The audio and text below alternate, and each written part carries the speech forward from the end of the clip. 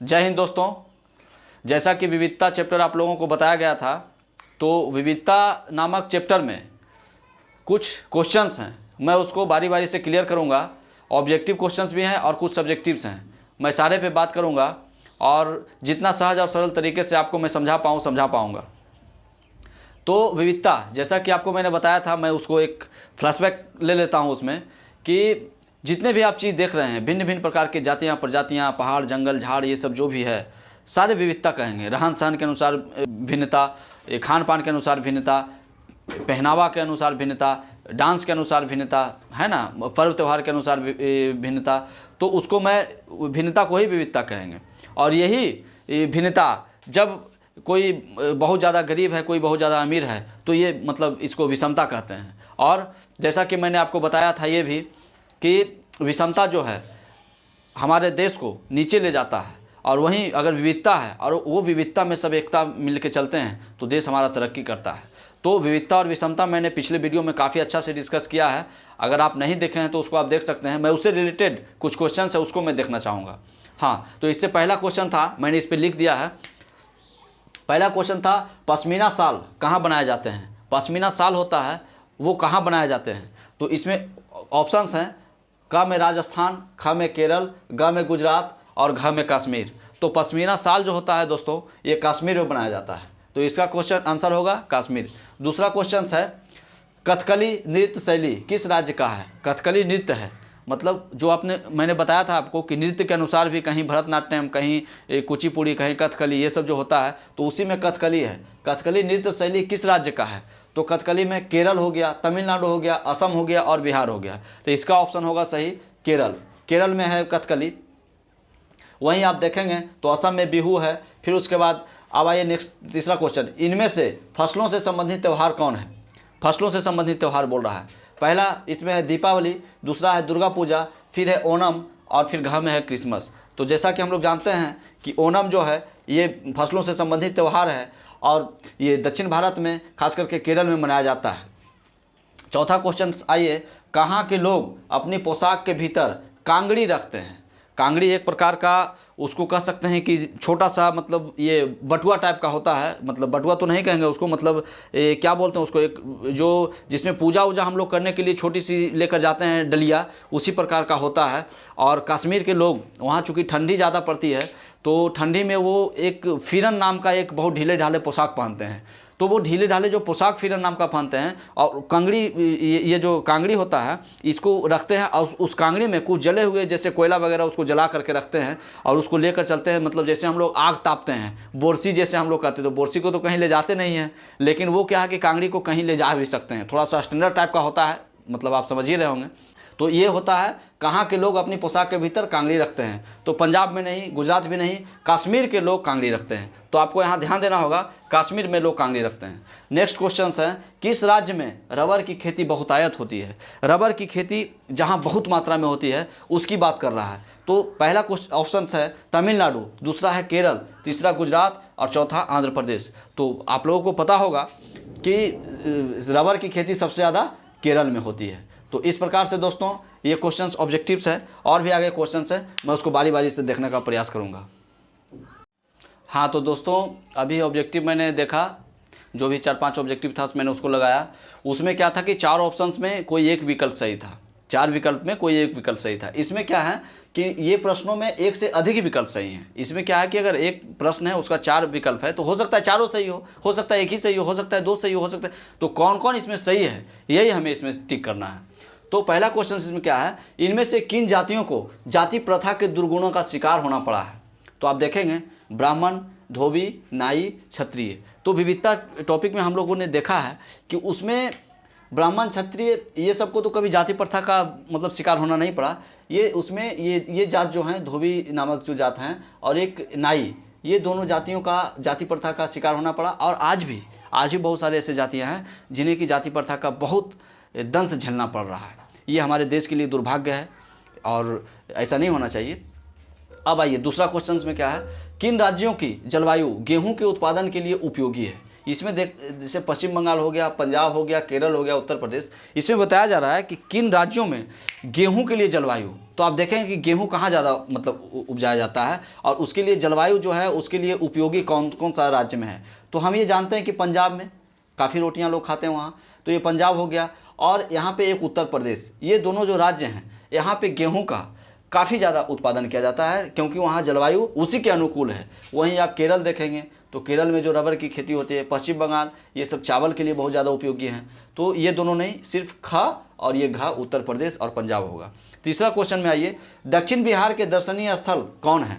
दक्षिण बिहार, आप जब देखेंगे बिहार का मैप, जब आप देखेंगे, अगर यहाँ पर आप लोगों को दिख रहा होगा तो यहाँ पर जब आप देखेंगे ये बिहार का जो मैप है लगभग आयताकार मैप है। ये बिहार में आप देखेंगे कि बीचों बीच से गंगा नदी प्रवाहित होती है और ये जो बीचों बीच से जो गंगा नदी प्रवाहित होती है इसमें आपको बताया जा रहा है कि दक्षिण बिहार, इस साइड की बिहार की बात कर रहा है ये, ना कि इस साइड की।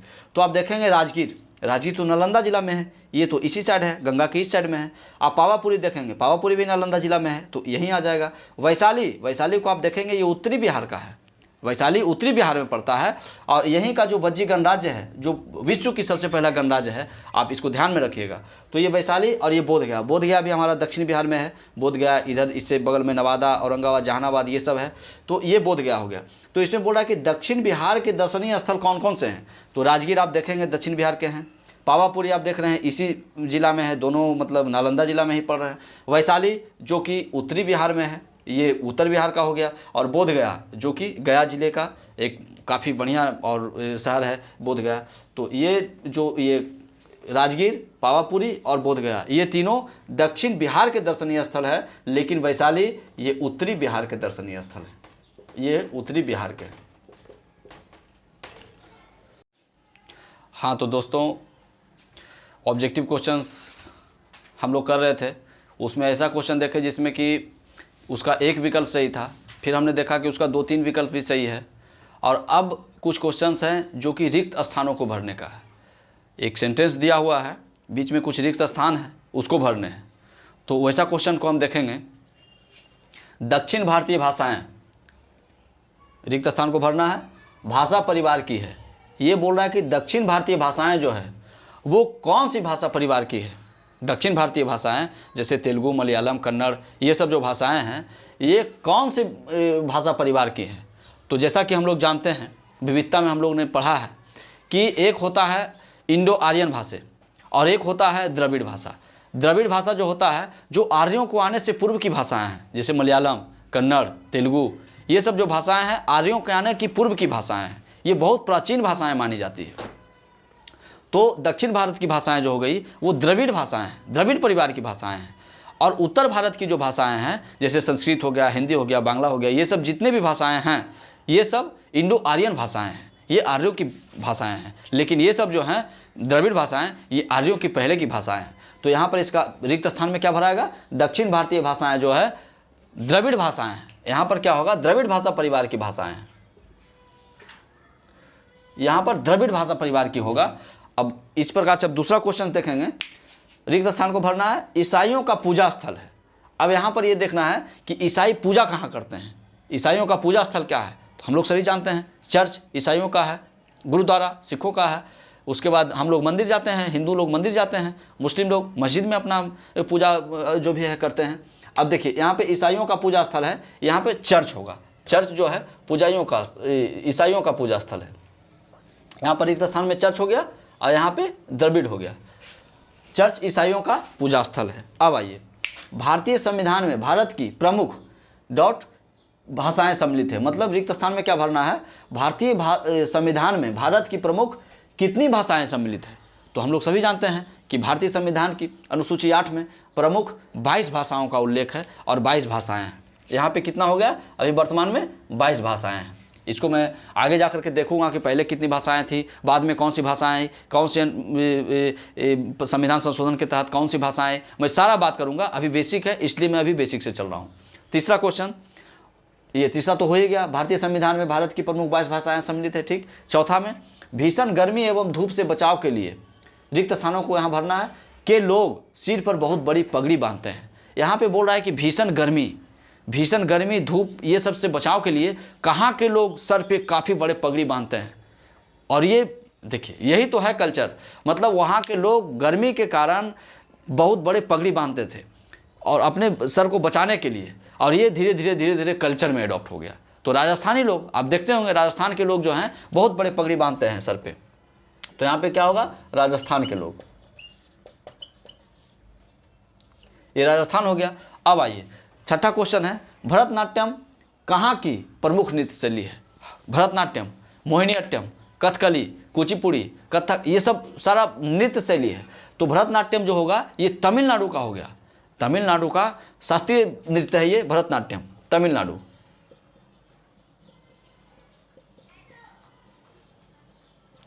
तो यहाँ पे तमिलनाडु हो गया। वहीं मोहिनीअट्टम रहेगा तो वहाँ पे केरल रखना है। कथकली पूछेगा वो भी केरल, लेकिन कथक बोलेगा तो ये उत्तर भारत, उत्तर प्रदेश वगैरह में होता है। कुचिपुड़ी वो आंध्र प्रदेश में रहेगा। अब आइए, पश्चिम बंगाल के लोग बड़े चाव से खाते हैं। पश्चिम बंगाल के लोग कौन सी व्यंजन को बड़े चाव से खाते हैं? हर एक राज्य का कहीं ना कहीं एक विशेष प्रकार का व्यंजन होता है। मैंने विविधता में बताया था, दक्षिण भारत में लोग खट्टे पदार्थ को ज़्यादा खाना पसंद करते हैं, इडली सांभर ये सब चीज़ें वहाँ चलती है। अब यहाँ पर पश्चिम बंगाल के लोग, तो मैंने ये भी बोला था माछी भात, वो लोग मछली को माछी बोलते हैं, तो माछी भात वो लोग मछली चावल बड़े चाव से खाते हैं। पश्चिम बंगाल के लोग मछली चावल, मछली और चावल बड़े चाव से खाते हैं। वो लोग कुछ भी बनाएंगे तो मछली बहुत ज़रूरी है। भारत की विविधता हमारी क्या नहीं बल्कि ताकत है। यहाँ पे भरना है कि भारत की विविधता जो है, भारत में जितने भी विभिन्न प्रकार के लोग हैं, खान पान, रहन सहन, सारा चीज़ जो विभिन्न प्रकार के हैं, ये हमारी क्या है? ताकत है, ना कि ताकत है, ना कि कमजोरी। भारत की विविधता हमारी कमजोरी नहीं बल्कि ताकत है। यहाँ पे कमजोरी होगा। मैंने आपको बताया था कि विविधता जो है भारत का सकारात्मक पक्ष है, लेकिन विषमता भारत का नकारात्मक पक्ष है। तो यहाँ पे हमारी कमजोरी नहीं है विविधता, नकारात्मक पक्ष नहीं है, ये सकारात्मक पक्ष है, अर्थात ताकत है। नेक्स्ट क्वेश्चन, बिहार का मुख्य पर्व कौन कौन से बिहार के मुख्य पर्व हैं? यहाँ पे छोड़ा हुआ रिक्त स्थान, यहाँ पे आइए, दीपावली एवं होली हैं। तो दीपावली होली तो है ही, उससे पहले एक भारत का जो प्रमुख त्यौहार है सब जानते हैं, छठ, जो कि देश में ही नहीं विदेश में भी बिहारी रहते हैं तो वहाँ पे छठ पर्व मनाते हैं, छठ। तो बिहार का मुख्य पर्व क्या हो गया? छठ, दीपावली एवं होली। नेक्स्ट क्वेश्चन, यहाँ पर भरना है आपको रिक्त स्थान को, के लोग सरहुल पर्व मनाते हैं। सरहुल पर्व कहाँ के लोग मनाते हैं? तो बिहार के पड़ोसी झारखंड, झारखंड जो है सरहुल पर्व मनाते हैं। झारखंड में सरहुल पर्व मनाया जाता है। नेक्स्ट और रिक्त स्थान में लास्ट क्वेश्चन, यहाँ पे भरना है आपको, में लिट्टी चोखा भी एक लोकप्रिय भोजन है। कहाँ लिट्टी चोखा एक लोकप्रिय भोजन है? तो आइए ना अपने बिहार में, यही है, यहाँ का लिट्टी चोखा एक प्रमुख व्यंजन है, यहाँ पे बिहार होगा। बिहार के लोग लिट्टी चोखा बहुत खाना पसंद करते हैं। तो ठीक है, और आगे क्वेश्चन हम देखते हैं, कुछ और भी क्वेश्चन हैं, मैं उसको देखूंगा। दोस्तों हमने ऑब्जेक्टिव देखा और ऑब्जेक्टिव के बाद हमने कुछ रिक्त स्थानों को भरा। अब यहाँ पे कुछ मिलान करने की बात है। सिंपल क्वेश्चन है, देखते हैं। ईसाइयों का पूजा स्थल सभी जानते हैं, हिंदू भाई मंदिर जाते हैं, इस्लाम भाई मस्जिद जाते हैं, ईसाई भाई चर्च जाते हैं। तो इनका क्या होगा? चर्च में मिला दीजिए। सिखों का प्रमुख त्यौहार, सिखों का इसमें प्रमुख त्यौहार है, त्यौहार तो बहुत है उनका, लेकिन देखिए ऑप्शन में क्या कह दिया है। तो ऑप्शन में बैसाखी की बात आई है, जो पंजाब में हम लोग सभी जानते हैं बैसाखी मनाया जाता है, सिख भाई पंजाब में ही होते हैं। अब देखिए यहाँ पे सिखों का प्रमुख त्यौहार बैसाखी। अब यहाँ पे सिखों का पूजा स्थल, सिख भाई पूजा कहाँ करते हैं? वो लोग गुरुद्वारा जाते हैं, ये पहला में ही है गुरुद्वारा, सिखों का पूजा स्थल गुरुद्वारा हो गया। झारखंड के आदिवासियों का पर्व, झारखंड के आदिवासी सरहुल मनाते हैं, सरहुल होगा, ख में है तो यहाँ पे सरहुल। बौद्ध धर्म के प्रचार की भाषा, बौद्ध धर्म जो कि पाली भाषा में प्रचार किए थे तो इनका पाली हो गया। अब आइए, इसको मैंने 3 नंबर को छोड़ करके यहाँ 4 पे आ गया था। तो निराकार ईश्वर में आस्था, निराकार ईश्वर में आस्था, हम लोग आकार वाले ईश्वर को पूजते हैं, जैसे शिव भगवान उनका आकार है, बजरंगबली इनका आकार हम लोग मानते हैं हिंदू भाई। मुस्लिम भाई निराकार ईश्वर की पूजा करते हैं। तो इस्लाम में होगा। तो निराकार ईश्वर की आस्था कहाँ है? इस्लाम धर्म में। ये हमारा हो गया। और आगे और भी क्वेश्चन हैं, मैं उसको देखूंगा। हाँ तो दोस्तों, ऑब्जेक्टिव क्वेश्चंस के बाद मैंने मिलान किया, रिक्त स्थानों को भरा। अब हम लोग देख रहे हैं कुछ लघु और दीर्घ उत्तरीय प्रश्नों को। प्रश्न बहुत हैं, लेकिन 2-3 प्रश्नों को हमने चुना है। और इन 2-3 प्रश्न जो हैं, इसको अगर हम सोल्व कर लें, इसको अगर व्याख्या बढ़िया से हम कर लें, तो जितने भी विविधता टॉपिक से रिलेटेड जो बेसिक क्वेश्चंस हैं वो सारे के सारे सोल्व हो जाएंगे। तो पहला क्वेश्चन हम देखेंगे, समुदाय क्या है। पहला क्वेश्चन है समुदाय क्या है। अब समुदाय क्या है? तो विविधता में हमने पढ़ा है कि हम एक परिवार का हिस्सा हैं। हम लोग क्या हैं? परिवार का एक हिस्सा है। अब हम हैं, अब हमारे साथ बहुत सारे हमारे भाई हैं, कजिन्स हैं, जितने भी परिवार के लोग हैं सारे मिलके एक परिवार बनते हैं। हम एक व्यक्ति हैं, हमारे साथ जो लोग सब आएंगे वो सब परिवार हुए। और वही एक परिवार हम कहीं गए, हमारे बगल में कोई और परिवार रह रहा है, उसके बगल में कोई और परिवार रह रहा है, तो ये एक छोटा सा समुदाय हो जाता है। बात समझिए मैं क्या कहना चाह रहा हूँ। जैसे मैं एक अकेले हूँ तो हम एक व्यक्ति हो गए। अब हमारे साथ 10-8 लोग हैं, ये हमारा परिवार है ना। सबका परिवार में उसके फादर हैं, मदर हैं, ग्रैंडफादर हैं, उसके भतीजा है, भतीजी है, उसका भाभी है, सारा कुछ भैया है, सब कुछ उसका रहता है। तो ये सब मिलकर एक परिवार हो गया। अब मान लिया जाए कि 4-5 परिवार आप हैं, आप किसी घर में रह रहे हैं, आपके बगल में भी तो कोई और रह रहा होगा 5-7 परिवार के साथ। तो सारा 4-5 परिवार आप हैं, सारा वो भी 4-5 परिवार है, मिलजुल के एक, जिसको कहते हैं ना कि टोला है, उस समुदाय हो जाता है। समुदाय यही है, परिवारों के समूह को ही समुदाय कहते हैं। ये लघुतरीय क्वेश्चंस में आएगा, बहुत छोटा सा क्वेश्चन है, तो इसका सोल्यूशन यही हो गया। समझिए चीज़ों को, आप अकेले हैं, आपके साथ 4-5 लोग हैं, परिवार हो गया। लोगों का समूह, व्यक्तियों का समूह परिवार है, और परिवारों का समूह समुदाय है। यही समुदायों का समूह समाज बन जाता है। समाजों का समूह ज़्यादा हो गया तो गांव हो गया, उसके बाद फिर जिला हो जाता है, फिर यही राज्य हो गया, यही फिर बड़े लेवल पर देश हो गया, और वही सारा देश मिलकर वर्ल्ड हो जाता है, पूरा विश्व हो जाता है, अखंड विश्व हो जाता है। तो ये समुदाय खत्म हो गया। अब आइए दूसरा क्वेश्चन, विविधता और असमानता में क्या अंतर है। क्वेश्चन आप देख ले बढ़िया से, विविधता और असमानता में क्या अंतर है। मैंने जो विविधता पर डिस्कशन किया था वो पूरा डिस्कशन ही इसी पर था। अगर आप नहीं देखे हैं तो जाकर के उस वीडियो को देख लें। विविधता और असमानता में जो अंतर करने की बात है, मैंने इसी पर पूरा वीडियो को बनाया है। इसको इसलिए बनाया है कि ये वीडियो ही पूरा मतलब क्रक्स है, कहिए तो विविधता और असमानता यही मेन पढ़ना ही था। तो मैंने बता ही दिया है कि विविधता सकारात्मक पक्ष है, और असमानता इसको आप विषमता भी कह सकते हैं, इसी को विषमता बोलेंगे। विषमता यही है, असमानता और विषमता दोनों एक ही चीज़ है। ये नकारात्मक पक्ष है। भारत के लिए विषमता बहुत नकारात्मक चीज़ है। मैंने जो उदाहरण दिया था आपको कि आपके बच्चे कार में बैठ करके स्कूल जाते हैं, बढ़िया स्कूल पढ़ने जा रहा है, बढ़िया खाना खा रहा है, प्रोटीन मिनरल्स उसको बढ़िया बढ़िया चीज़ खाने के लिए मिल रहा है, और वही एक गरीब का बच्चा एक उसको बैलून लेकर के या फिर भारत का तिरंगा या फिर कुछ और आपको सामने ऐसे ऐसे करके आपको बेच रहा है, वहाँ पे आप उसको खरीद रहे हैं। तो आप देखिए, आप अपने बच्चे का तुलना उस बच्चे से करके देखिए, यही विषमता है। ये हमारे देश की दुर्भाग्य है। तो विषमता नकारात्मक पक्ष है, और विविधता जो डाइवर्सिटी आप देख रहे हैं हमारे देश में, वहाँ के लोग कुछ और खा रहे हैं, उत्तर में दक्षिण भारत में कुछ और खा रहे हैं, लेकिन खा तो रहे हैं समृद्ध होकर सब, ये विविधता हो गया। इसको मैंने काफ़ी अच्छा डिस्कशन किया है, आप देख लें उसको जाकर के। बेसिक विविधता समझिए कि बहुत बड़ी चीज़ होती है, बहुत अच्छी चीज़ होती है देश के लिए, और विषमता देश की दुर्भाग्य है। विषमता नहीं होनी चाहिए। विषमता असमानता से, विषमता के बहुत सारे कारण हैं, जाति प्रथा विषमता के कारण है, गरीबी विषमता के कारण है, अशिक्षा भी विषमता का कारण है। केरल बहुत ज़्यादा लिटरेसी रेट, उसका साक्षरता दर बहुत ज़्यादा, बिहार बहुत कम। उसके बाद आप देख लीजिए मातृत्व मृत्यु दर, कहीं की जो हॉस्पिटल फैसिलिटी अच्छा है, कहीं उसका जो महिलाएं जिससे बच्चे पल रहे हैं गर्भ में, काफ़ी मतलब उसका जांच बढ़िया से हो रहा है, सब कुछ हो रहा है, तो उसका मतलब प्रसव भी बहुत अच्छा से होता है। और कहीं कहीं ऐसा है कि कुछ फैसिलिटी ही नहीं है, तो वहाँ की महिलाएं की डेथ हो जाती है। आप देखे होंगे जब प्रसव जब होता है महिलाओं का, तो कई महिलाएं की डेथ हो जाती है, जो हमारे देश की दुर्भाग्य है। यही विषमता है। बहुत सारे कारण हैं विषमता के, मैंने उसमें बताया है, आप देख लीजिएगा भीड़ के लिए। ये दीर्घ उत्तरीय क्वेश्चंस में आएंगे, इसको आप लिखेंगे। तीसरा क्वेश्चन आए, बताएं कि भारत में अनेकता में एकता ने हमें एक संगठित शक्ति के रूप में कैसे बांध दिया है।